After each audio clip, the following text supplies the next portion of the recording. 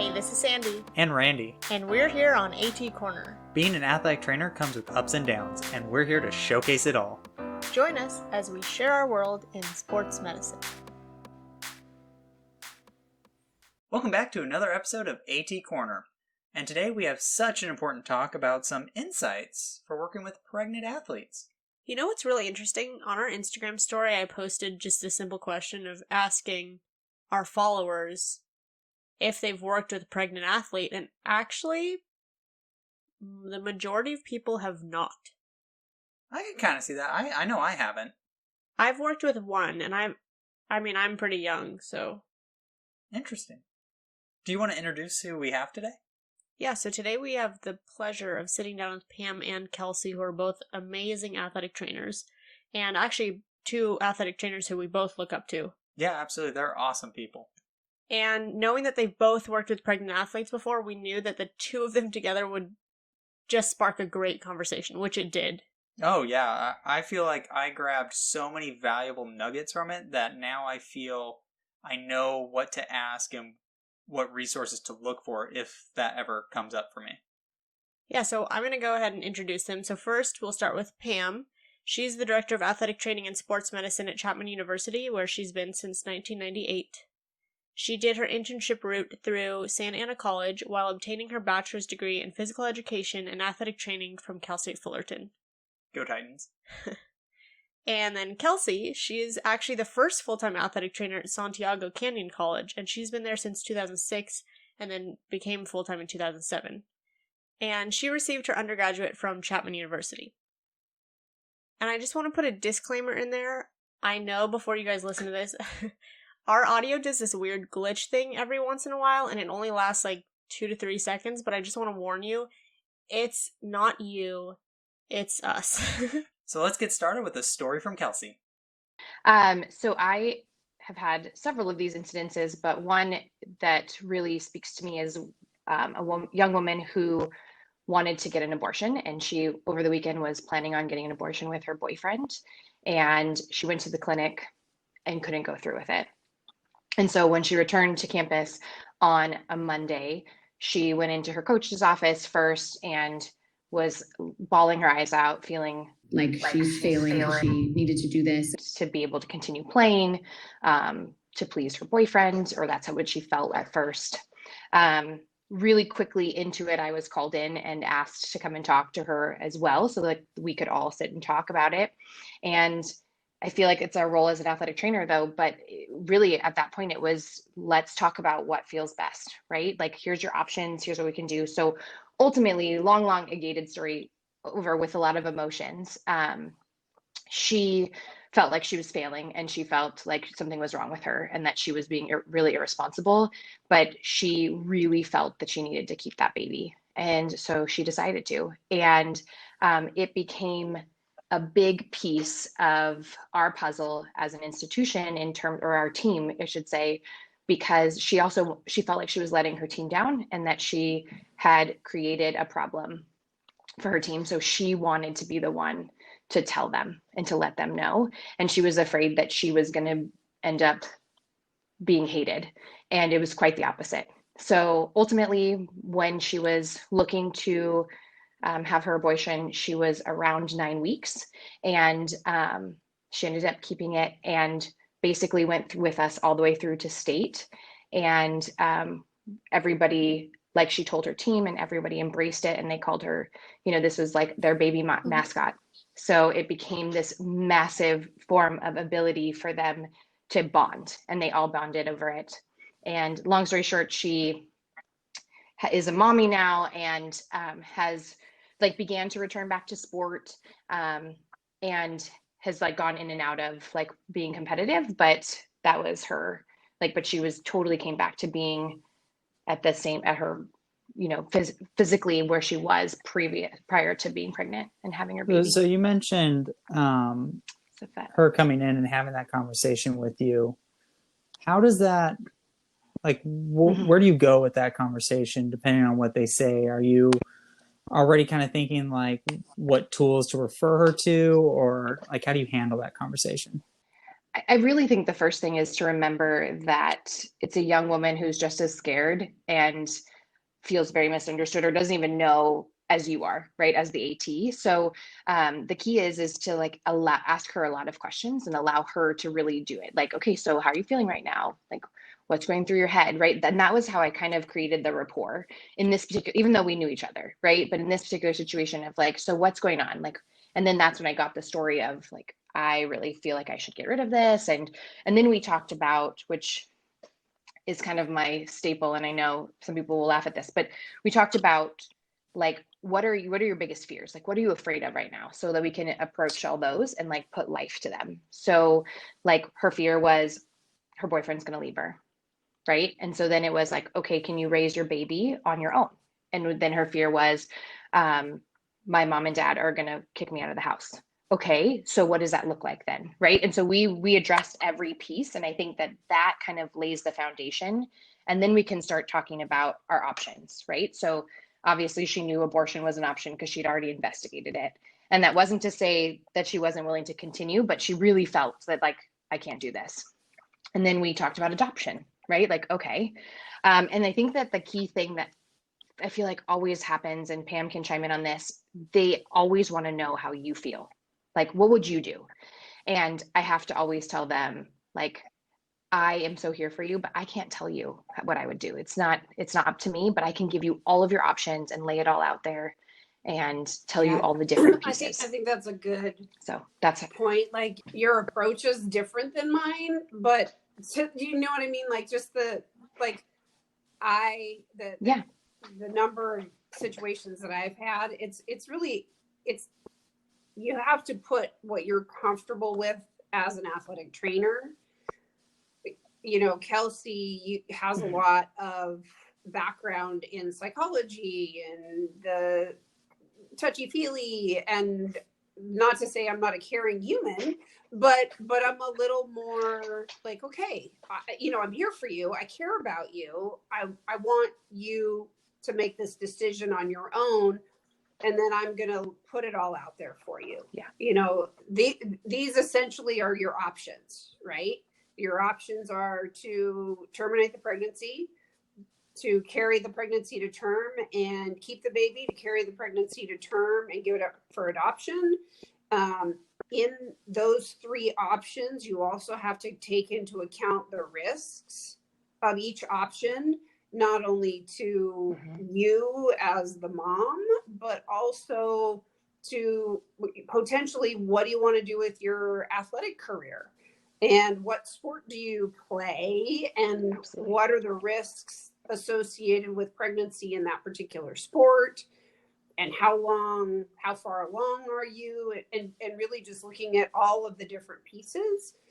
And ultimately, if the decision is made that they want to take the pregnancy to term, but they also want to compete and stay on the team and practice, then there's a whole other set of requirements that you really have to go through to ensure, one, that they're not being pressured by a coach to do that. And that they're comfortable with whatever the dynamics are on the team and with the coach and with their decision. But you've also got to get physicians involved, and it can't just be your team physician. Your team physician has to be part of the conversation, but this is where you have to get your OBGYN that is treating the patient to sign on. And some of them will say, nope, you cannot participate in competitive athletics. And some of them will say, I'm not real happy about it, but as long as it's not a new activity, as long as you're not, a volleyball player and now you want to train for marathons, as long as you're doing what you've always done, it shouldn't be an issue. And I think philosophically, different doctors are in a different place. And I think the ones that maybe were a competitive athlete, maybe the ones that, carried a pregnancy to term might have a little bit more understanding of what the student athlete is going through. Because I've had both. I've had a physician say, okay, I think you can do this. It's totally up to you. And there are risks and you have to understand the risk. And then I've had physicians say, nope, it's not happening. And these are, young, healthy, college-age women that theoretically are in a very low-risk population for complications. Yeah. With the young woman, just to speak to that, with the young woman that I was talking about, she was allowed to continue for a period of time.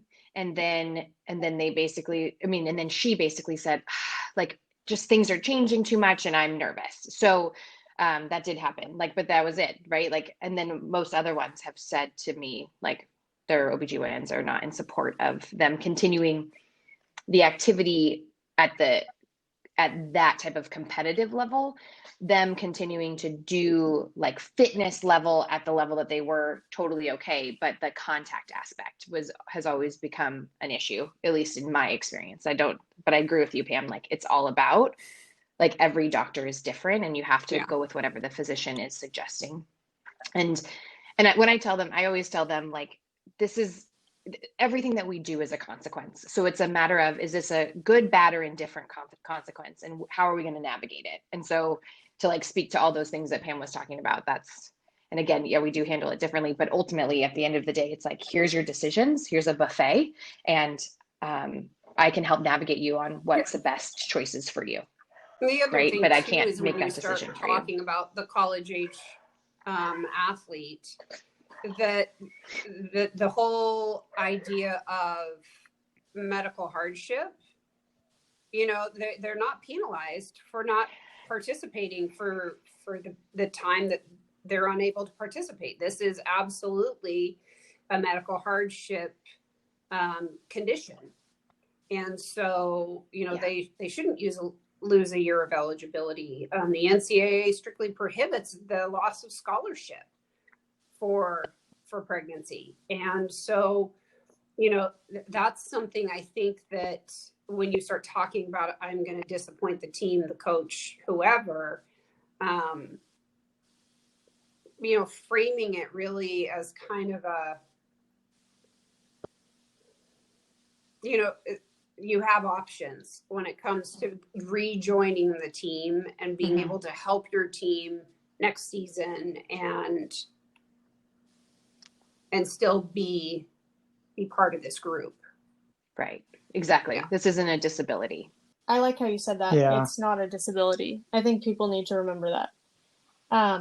When an athlete first comes to you and tells you that they're pregnant, what does that conversation look like, and who do you approach next? So I know that we kind of touched upon the mental health aspects, but as far as do you go to the coach next? Do you go to the physician? Do you talk to the OBGYN of the athlete?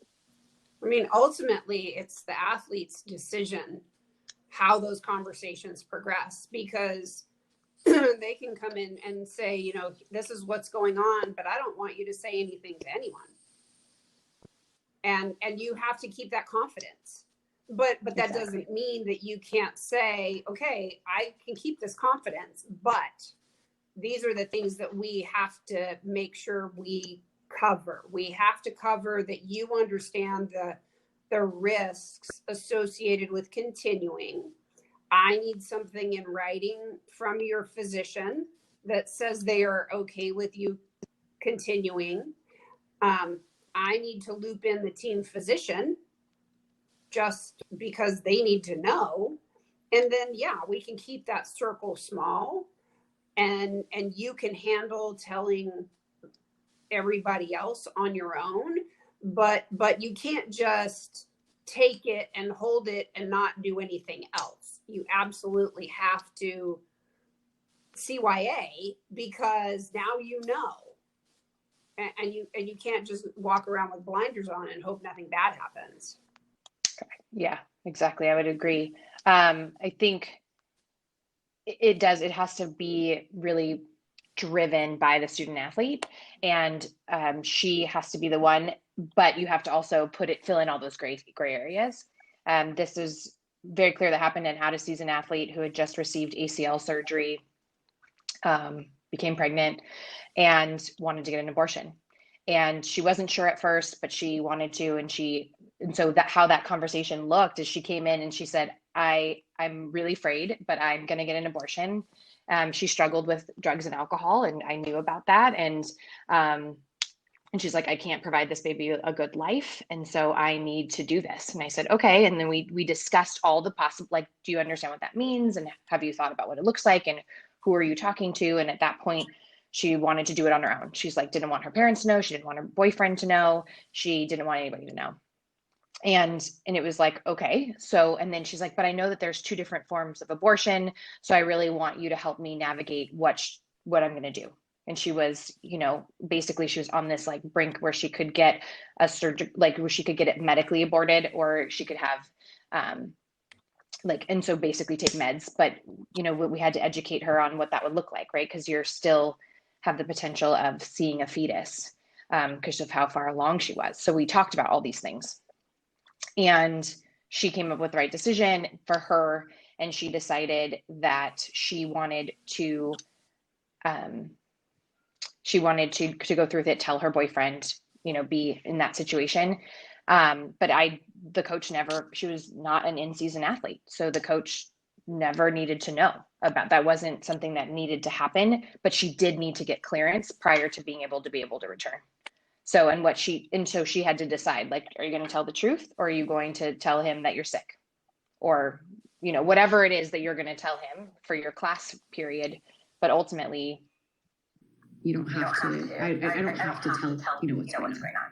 And I think the other thing to remember is not everybody is going to be 100% comfortable with these conversations. And so, I've been doing this a long time.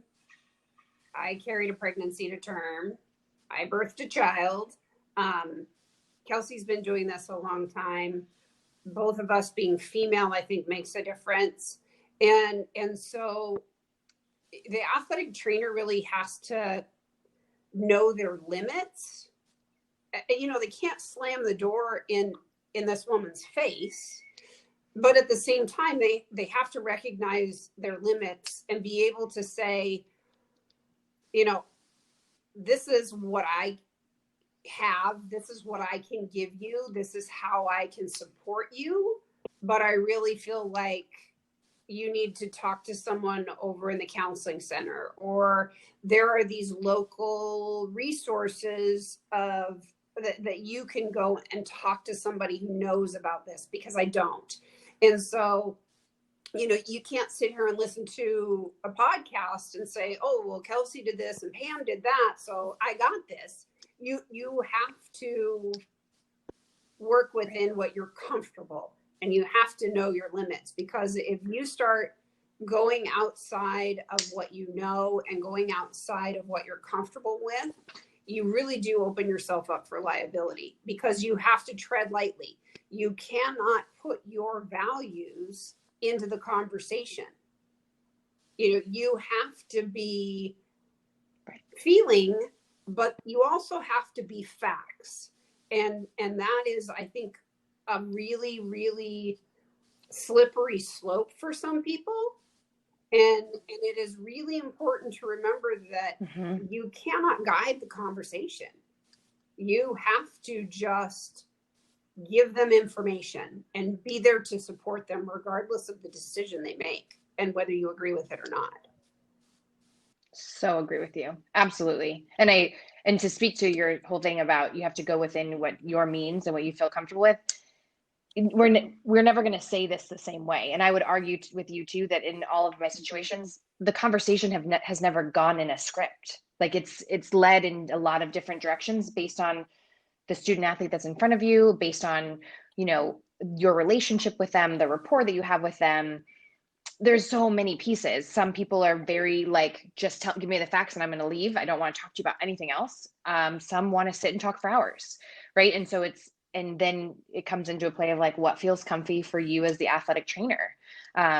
And to a certain degree, yes, we do uncomfortable things as ATs, but we have to do it within our means, like within what we can. And I think that the best way to handle that is, if you don't feel comfortable, being honest and transparent to the athlete.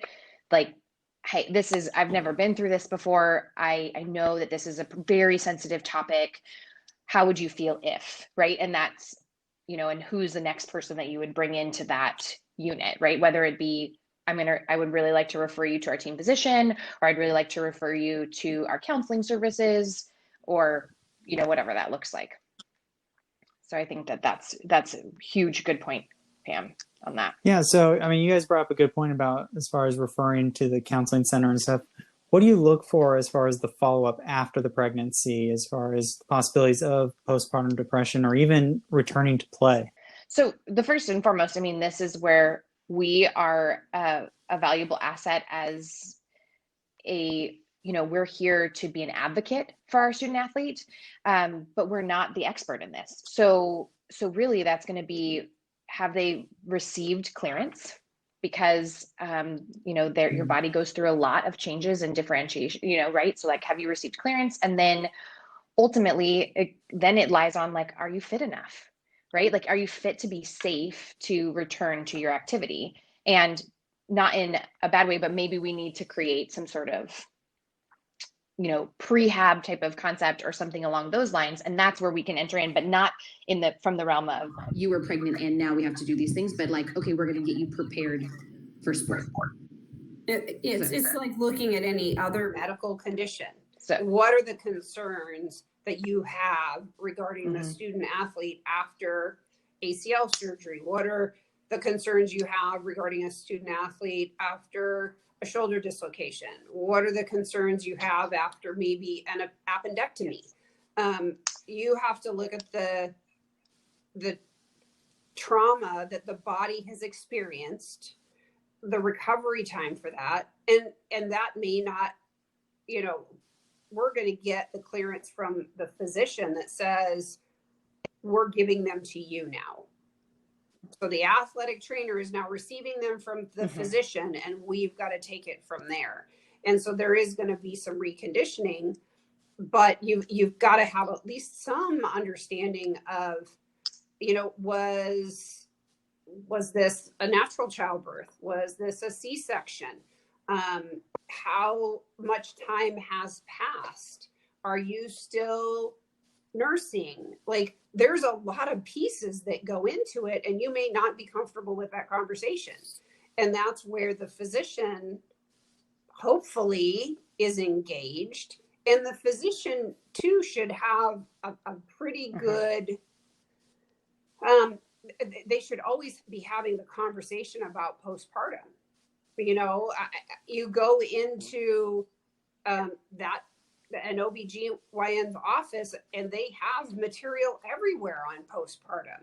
So you may see some things that, gosh, this person is different. Well, of course they're different. They're a mother now, right? So they're going to be different, but are they different in a way that you need to be concerned? And if you are concerned, then you've got to make the referral. You've got to say, I really think that you should talk to your doctor about the way that you're feeling physically and emotionally. Maybe you need to talk to someone over at the counseling center about how you're feeling emotionally about this process, because it's a hugely emotional process. It's 9 months of emotion, good, bad, everything. And then you squeeze a human out, and now your whole life has changed. And you have this other human that you have to take care of that relies on you all the time. And there are so many dynamics that go along with that, right? The financial implications, childcare. Maybe there is a relationship with the father. Maybe there isn't a relationship with the father. Maybe there's a bad relationship with the father. Maybe this has thrown your relationship with your family into an uproar. Maybe it's reconnected you with your family. So there's so many potential consequences of the decision to have a child, and then you're trying to reintegrate into whether it's college and hopefully it's college, university, but it may be high school, right? And so there's just so many pieces that you have to consider, and we are absolutely not the right healthcare professional to be treating that person's emotional well-being. We're going to be supportive and we're going to be present for them, but this is not what we do. It's just not. I couldn't say that better. I think it's also a matter of, right, you can normalize it's okay to feel this way. And I think that's huge, right? So they're not alone. But we need to go further, and I'm not the person for that. And I would argue too, that along the same lines that Pam said, a lot of these signs will be very similar to the way that we approach depression, anxiety,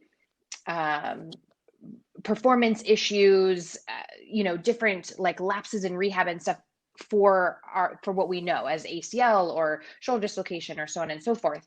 The difference is that we can see it and then we have to refer it, because this isn't our level of expertise, and we really need people to come on board, which arguably we would do even with an ACL patient who is struggling with, rehab and mental health. Like, we're going to refer. We're not going to necessarily take that on unless that's something that's really comfortable, or we're going to work hand in hand with another healthcare professional to make sure that student athlete has the best possible care. One of the pieces that athletic trainers often overlook is the mental health stuff. And it's so, there's been a lot of emphasis on it made by the NCAA as far as, having a mental health plan in place, knowing your resources. And it really is important. It kind of takes a back burner because you're covering practices and rehabs, and you need to know what is available, not just what's available on campus, but also what's available in the area. And if you don't know, you need to figure out how to find out. Maybe they don't want to go to the mental health resources on campus because someone might see them. I can't tell you how many times I've heard that. Someone might see them going into that building. Okay, well, how about a telephone conversation with somebody over there? How about a video conversation with somebody over there? Can I at least contact somebody over there so that we can maybe have them refer you to someplace off campus? There may be insurance implications, right? You may need to find out, okay, well, let's get a list of providers that your insurance covers. So, you really do need to know how to find this information, not just what's on campus, but what is around you. Right. Yeah, it's taking a thorough history. And now, I don't know if people are aware, but you can text. There's text lines for people who are suffering from depression or having mental health. And that's fantastic, because that's how this current generation really feels comfy, right? Talking. So there's a lot of options out there. It's just a matter of knowing, recognizing them, and providing them for your student athlete. And then I think the key piece is, if nothing else, we need to have an emergency action plan for mental health. And that includes how will you respond after a significant event, right? No matter how we classify it, is we classify it as a big T trauma or a little T trauma, they're traumas. And some people consider some things big T and others don't, right? So it's just kind of that person. And then we provide, the guidance in that way. So we normalize it, we try, and then we give them all the resources that we possibly can to help them. So we talked to Pam previously about her situation where she had an athlete who denied pregnancy. Let's be clear, it was not my athlete. It was an athlete from another institution that had denied the pregnancy to the medical staff at that institution. So just to clarify, it was not an athlete that I was dealing with that was denying their condition. how would you go about providing proper care for an athlete in that situation? Do you want me to go? So this is where it gets really, really messy. And because again, if the patient is in denial, or if the patient is choosing to tell you that they're not, it's hard, because the NCAA and even the NATA doesn't really provide us really solidified information on what we can ask, right? I've had a physician tell me, you should ask everybody to give you a pregnancy test. And I was like, I can't ask a student athlete to give me a pregnancy test. I don't ask, this is a little crude, but I don't ask a male athlete to give me their sperm count. Like, I can't ask a woman if she's pregnant or not. Like, that's like, and I can ask, but I can't demand that you show me a stick, right? And so that's where it gets real tricky. So can you ask for them to, like, if you're concerned about an athlete who may be pregnant and you're worried about their health, I think our biggest piece is we have to educate, right? Here's the potentials of what we could run into. Whether that be that you could have a stillbirth, or that you could go into labor at any given moment and not have the appropriate medical care, like, just educate. And then you could request, that in order to help you the best I could, like, would you be open to further testing? But you can't demand it, because like we can't write it as a disability, because if we demand it, then we're writing it as if then, like, if you do this, then you can do this. And we can't. I don't know if you agree with that, Pam, but. Well, I think but when that situation happened, I was really frustrated because, and not to sound sexist, but the staff at that institution was all male.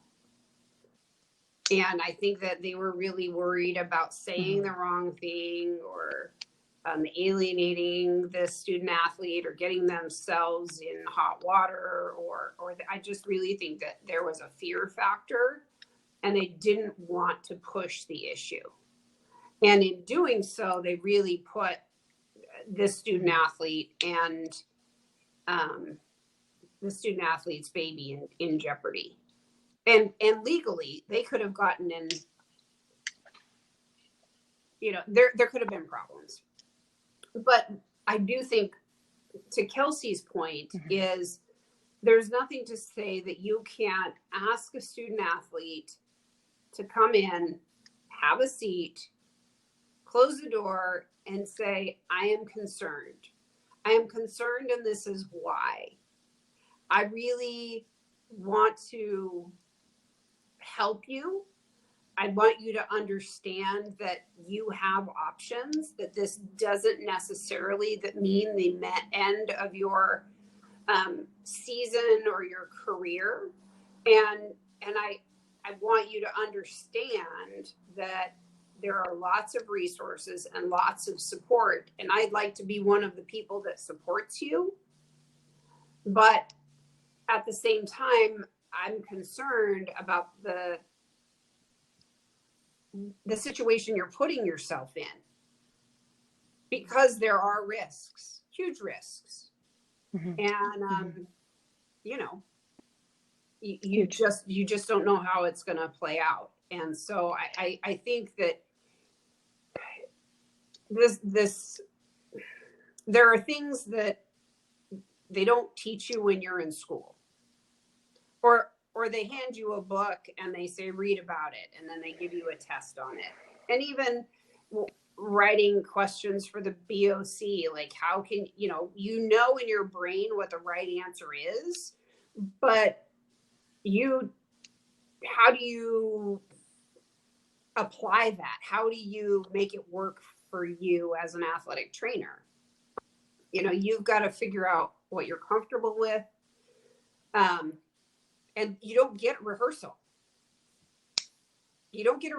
They come through the door, and now it's go time. And so, you can practice a Lockman all you want, right? and you can do your ankle eval all you want, and you can memorize the anatomy, but when that human walks into your office with a problem or a concern or a medical condition that you've never dealt with, you have to go back to, I have a plan. I always have a plan. I'm never gonna, there's no way I'm gonna come across every single thing, but I know that somebody taught me that there's a sequence that I have to go through. And the sequence that I am comfortable going through is, I care about you. Please, let's have a conversation and start there. Yeah. And I would argue that it has to be more than, I've noticed some weight gain. When we're speaking about, right? Because we would never, and if we think about this in something that's more comfortable for us, like an ACL tear, we would never go, oh, I noticed some swelling in the front of your knee. There would be so many other things that we would have recognized.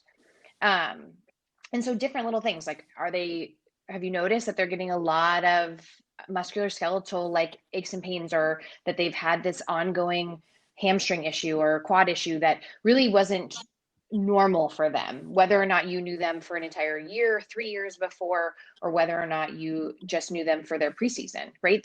You can notice some little differences. Have you noticed the way that they like run is different?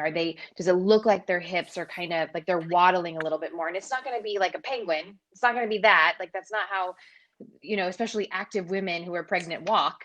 But you'll see differences, like subtle differences, just like we'll see subtle gait differences with somebody who may have a knee injury, right? Sometimes they're big, but sometimes they're not. So it's like knowing the different ranges, right? A grade 1 is going to show you very different. Grade 1, knee injury is going to show up very differently in terms of gait, and even, other pathologies that are, than somebody with the grade 3 injury, right? So I think it's like remembering that, like, if nothing else, that's where we're experts. We're experts at assessing and seeing what's going on with the body. So bring that into that conversation, not just like, hey, so I've noticed that you've had some weight gain in the front of your belly, and I'd like to talk to you about that. But you wouldn't say that with any other thing, right? It wouldn't be like, hop on the table. I see some swelling there on your knee. Let's go to it. Like, no. So, and even early on, the first trimester, the physical changes, most people are not going to notice. But what are you going to notice? You're going to notice fatigue. You're going to notice that their energy isn't the same. Mm-hmm. Both Their physical energy and their mental energy is going to be different. I'm not saying good or bad. I'm saying it's going to be different. You may notice that maybe they used to always have an energy drink when they came into the clinic, and now they're not drinking an energy drink anymore. Those subtle little things that, hey, what's up with that? Right. Nausea. You could notice that they're like, and it doesn't have to be morning. Like, I think that's a thing. Like, people think, oh, it's only in the morning. No, like, there's some women that are sick for the entire first trimester. And like, let's play devil's advocate. They also don't necessarily have to be sick, right? Like, or if you're noticing that they have this like strange aversion to certain things, like they will have like typically a more intense sense of smell. So if they're like all of a sudden like, oh, that smells awful, and you're like, you've never made a comment like that before, just file it. It's not meant to be like, oh, you must be pregnant, but like, file it as like, oh, that's interesting. Like, okay. I think that it's a similar in how you would broach somebody who maybe is struggling with eating, or maybe who's struggling with steroids, or maybe who's struggling with all these other little things, right? That we really know things about, and we help people with, but we're not the expert at, right? Like, it's just like taking notes, like, oh, okay, I might approach that. right? Okay, then I can approach that. But I just think the key is just don't have the only thing that you can to note to be, I think you've gained weight. Also, we got to take into account that they're going to have a confidant. Right? They're going to have somebody that they have confided in about what they're going through.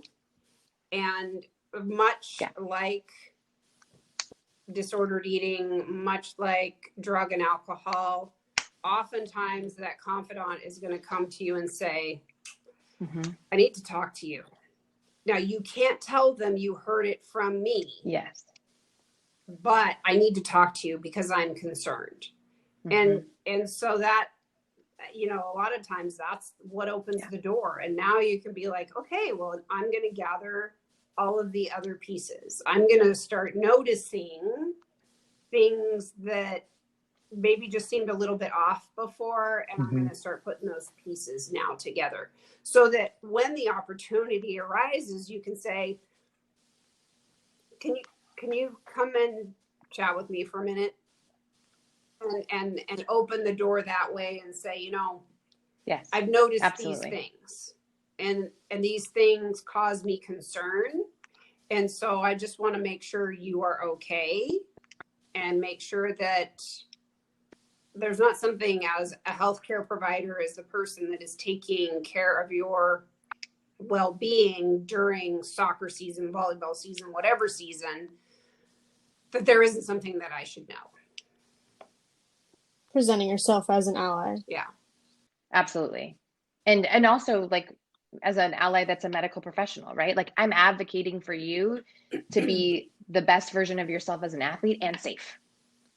So you guys kind of touched on it before. It's hard to have athletic training students in these conversations because, you know, there's a lot that goes into it. So as athletic training students and as preceptors, how can we better prepare them for when they are certified and they're put into this position? Well, I think that's where story time comes in. You know, you can't invite them into the conversation, but you can fill them in on the conversation. Even if it's not something, you know, Kelsey's talking about, she has one a year. I don't have that many. I've had 4 or 5 that I've had to deal with in the course of my career.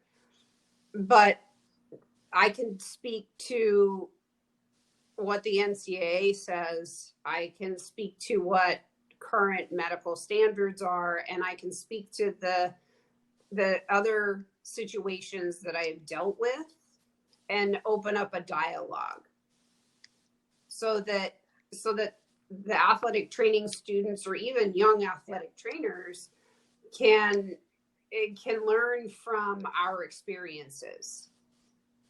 They're not going to do it exactly the way I do it. They're not going to do it exactly the way Kelsey does it. But if they do a rotation with me and we have a conversation, and they do a rotation with Kelsey and Kelsey has a conversation with them, they can start to sort of put together an idea of what they're comfortable with. You know, I like that Pam did this, but I don't think I could ever do that. Kelsey handled it like this, and I think I could do that, but what she did here is not something I'm comfortable with. And they can start to pull pieces from those different experiences. And, you know, it's like everything else. You're adding to the toolbox and you're just collecting these little nuggets Absolutely. that you can add to your toolbox so that when eventually it happens, you're like, okay, it's been a while, but I remember Kelsey this, I remember Pam that, or maybe it's been a while. I think I'm gonna call Kelsey, and I just want to talk through it with her, or I'm gonna call Pam and talk through it with her before I see this person face to face tomorrow. And we still do that. Like, do you got a minute? Mm-hmm. Yeah. Oh yeah. Let's talk about this. And so, you know, you really have to use your resources always. so agree with you. And I think that that's something that maybe students don't realize. Like preceptors are learning and growing too every day, right? Like, and our athletes are changing and so on and so forth. And so, yeah, I called Pam up? Hell yes. Like I have called her up and been like, hey, do you have a minute? I need to download. This is what I'm thinking. What do you think? Right. And it doesn't matter that we have different ways of doing things. She's going to give me the honest, right? Like direction on like, well, did you consider this? Or did you, and sometimes because she's not in it, her ability to bring up really huge pieces on how I could really advocate for that student athlete is massive. And it's like a huge reminder. I think another big piece to speak on to what she was saying is I really enjoy doing role playing, right? Or going through a scenario base that isn't true, but pulling things. And sometimes I've done that in a lot of different ways with my students. Sometimes my athletes are really excited to do that. And so they're like, I will do it for, and I'll just give them like little pieces. And sometimes what they run with is epic. But I think it's a great way to that student. So it feels really organic. And that student athletic trainer gets to really get a great feel of, okay, well, this is what it would feel like to be in this conversation. But I also would echo what Pam says. It's discussing, this is what's happened. And I would argue, maybe this will help people, but there's always something I could do different in every serious scenario that I've been through. Like I've always said that the moment that I think I know it all, and the moment that I think that I have no need to like tweak and twist and shift and change things, that's when I shouldn't be an athletic trainer anymore. Like, so every critical incident, every, emergency, every arguably ACL tear that I've been through, I feel like I could always look back and say, okay, I would approach this in this way, or wow, I learned this from this. Like this was the gem that I got from it. So if they can remember that piece, I think that's what's most important. I also think it's important to understand that when you pick up the phone to make that call to say, hey, can we talk about this? It's not, I don't know what to do here. It's, I have this situation and I need a sounding board. Right. I just need someone I can talk through this with, who I trust, who I know has some insight into this scenario, and we can have a dialogue. And that dialogue brings up new ideas and new interventions and, maybe things you hadn't thought of that you can say, yeah. Or maybe it's just, God, that's really hard what you're going through, but I think you're on the right track. Maybe that's all it is. But having those conversations when you're dealing with something really challenging, before, during, and after, is so important, just to be able to process the experience and learn and grow from it. Absolutely. I think that the key thing that she said there was after too. Like we get affected and that could be from like, because your own personal emotions come into it, right? Maybe for when it comes to like pregnant women, right? Like maybe you've had a baby or maybe you lost a baby and now suddenly you're triggered. So you have to talk to somebody, and one of your peers who's been there could be the best advocate, or at least has the tools and knowledge to send you in the right direction, right? Like if they're like, like if Pam, I know Pam would, if I called Pam up tomorrow and showed something and she felt like there was signs that I needed further assistance, she would have no problem looking at me and saying, hey, I think you need to talk to somebody and I'm going to be here for you. But, and it wouldn't be that I failed and she failed and suddenly we're not good at our jobs. It would simply be that she's utilizing this craft that she has so well, gotten down. So I think the after is a good part. So that was I just wanted to really highlight that, because you're not expected to be superhuman because you're an athletic trainer. Although we feel like you can be superhuman in the moment. Right. That's good. Do and that. Then break down. And then after that, take what you need. Absolutely. And I have, right? Like I can't tell you how many moments that I've had where coaches have come to me and like, I don't know how you handled that. And I was like, oh, well, you didn't see me when I got home. like that was great for that moment. But, because at that moment, right, we're thinking of next step. What do I got to do? How do I keep you safe? And then we get to go digest it later. And I think that that's the key part too, is like, please, as ATs, like digest it, like give yourself that ability to go and digest, whether it's with a colleague, with a friend, like obviously somebody who's can be confidential, but digest. If you guys could sum up kind of just everything that we talked about, just one action item that listeners can take away to their practice next time they're working with a pregnant athlete. I'm getting the look. So I, she gets to tie it up in a really nice bow after and make it sound so awesome. Gosh. So I know why she's doing it. I educate, and be willing to recognize when you don't feel comfortable and ask for help. I think those would be the two biggest pieces. But education is, so equip yourself with the knowledge. You don't have to know the ins and outs of every trimester and all these things and how it relates to athletics, but you do need to know, the pieces so that you could at least have some idea of important nuggets that you can take to recognize. And then it's about having a conversation, educating. And if you don't feel comfortable, asking for help. I would just say now would be a really good time to explore the resources that are available to you. What resources are available on campus? What resources are available in the vicinity? What are some of the newer resources that are available through technology? Like Kelsey was mentioning, the texting and the emailing and things like that.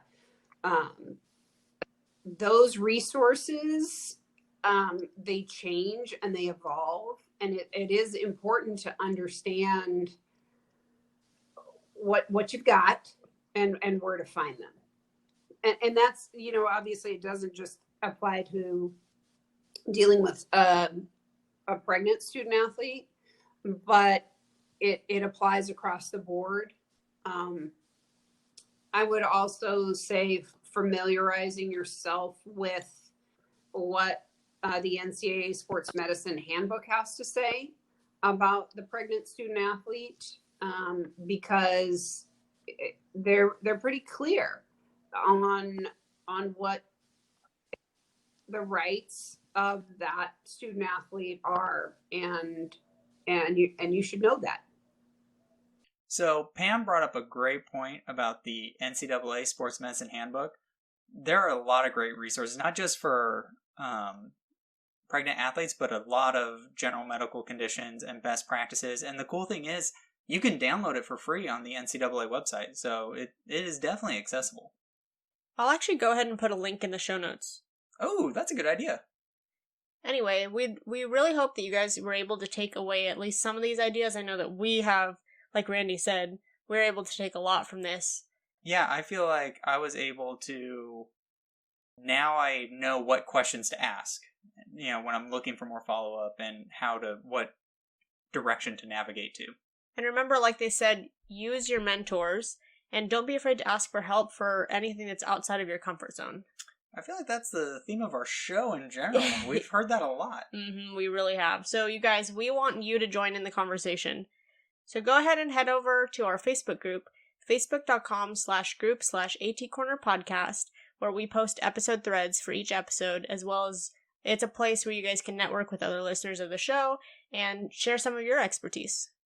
If you're new, every other episode we do is education or stories. So obviously this was an education episode. So next week we're going to be doing stories, and our next episode is for the week of Halloween. So it's going to be spooky. Super spooky. We'll be talking superstitions, full moon, AT costumes. You name it. And then lastly, please, if you enjoy our show, please share it with your friends, colleagues, and help us grow our community. And we haven't said it in a while, but please don't forget to rate and review us. You got anything else to add, Randy? I do not. Thank you for helping us showcase athletic training behind the tape. Bye.